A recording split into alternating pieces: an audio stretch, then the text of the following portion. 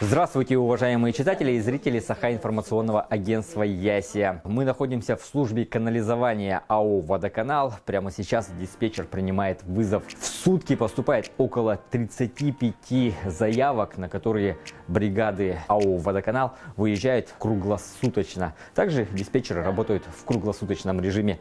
Давайте разберемся, как коммунальщики работают в наших экстремальных условиях. Заявки, конечно, поступают у нас со всех районов города. В течение суток очень много заявок. Примерно от 30 до 35 заявок. В данное время, в зимнее время, конечно, заявок по заморозкам очень много. Также очень много заявок по засорению канализационных сетей. Бывает, конечно, у нас и другие заявки по течи самонапорной канализации, но это гораздо реже. Чаще всего это засорение и замерзание у нас происходит. Конечно же, в дневное время вызов больше, гораздо больше и от управляющих компаний, буквально мы от всех заявки принимаем, и от прохожих, от проезжих, от всех, потому что, чтобы устранить аварийные ситуации вовремя. Поэтому мы проверяем все, что нам приходит, все заявочки. И бывают, конечно, ложные, но тоже это все в качестве проверок выясняется потом, что это ложно или на самом деле это заявки уже по засорению. Какие работы сейчас были проведены? Что произошло? Устранение засора на канализационной линии. Дули поливкой, получается, водой под напором через шланг. Там был засор на том колодце. Сейчас вода вот уходит. Вытащили вот такую тряпку. А как эти тряпки туда попадают? Ну, в основном люди сливают в унитазы. Получается, игрушки попадаются. В основном влажные салфетки забивают, кстати говоря. То есть не кидайте люди влажные салфетки? Влажные салфетки, главное, не кидайте. Расскажи, пожалуйста, как работает вот в экстремальных температурах? Какие средства для предохранения у вас есть? Что вы делаете? Для предохранения у нас, во-первых, теплая одежда. Потом газоанализатор вот. У нас есть привязи. Но так как колодец маленький, не стали одевать. Ага, да. это был вызов, да? Да, вызов, да. Заявка была от граждан. Ага, то есть у них просто перестала сливаться вода или как? Да, у них начался подпор. Получается, из колодца выливаться. Вот мы приехали, устранили. Часто такие вызовы бывают? Зимой особенно часто. Летом еще более-менее. Что самое неожиданное вы вытаскивали из канала? Плюшевого Микки Мауса, ложки, часы, игрушки всякие. Он крокодила Гену достал. Он небольшой, конечно, но все равно его хватило, чтобы забить трубу. Золото попадается? К сожалению, нет.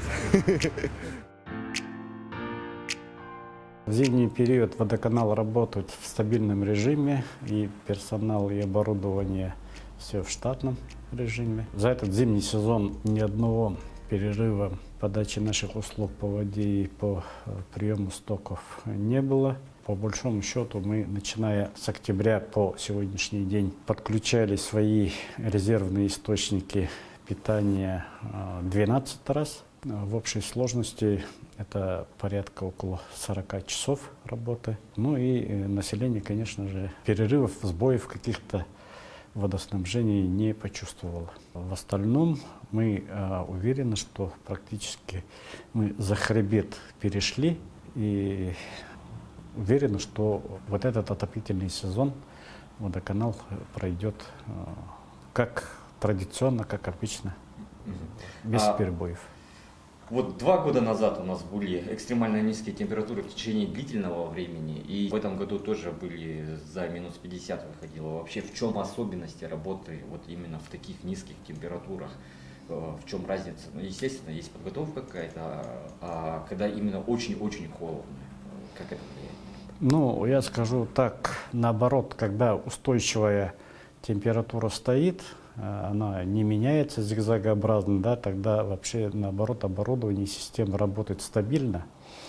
Хуже, когда начинает температура прыгать. Конечно же, это растяжение наших трубопроводов, температурный режим насосного оборудования, разного электроники и так далее меняется, вот когда наоборот хуже. Поэтому, как показывает практика, в основном такие аварии случаются это в период осенне-зимний и зимний-весенний, когда температура начинает прыгать, а вот в большие зимние холода, когда температура стабильна, в принципе, все нормально. Якутия – это уникальный регион. Наши коммунальщики, наши работники работают в очень таких суровых условиях. Чем мы можем поделиться с миром, с вашими коллегами из других регионов? Да, безусловно, нам есть чем поделиться нашим опытом. К нам очень много приезжают водоканалы. Вот за последние годы 4-5 водоканалов точно приезжали. И при этом крупные водоканалы. Это 4-й водоканал, Нижегородский водоканал в прошлом году, в конце прошлого года был. И вот буквально через неделю к нам в гости напросились водоканал Новосибирска. Это уже 3-й водоканал по объему российский, да. И они хотят отучиться у нас в работе в экстремальных условиях. И это здорово, мы всегда готовы поделиться этим. Ну вот, у нас также присоединились новые регионы России. Расскажите, пожалуйста, вот как у нас идет работа с новыми регионами? Да, с новыми регионами мы тоже работаем. Наши специалисты несколько раз ездили, обсчитывали объем работ, который необходимо сделать, какие поправки надо сделать, сметную работу сделали. И на основании этого сегодня ведутся работы.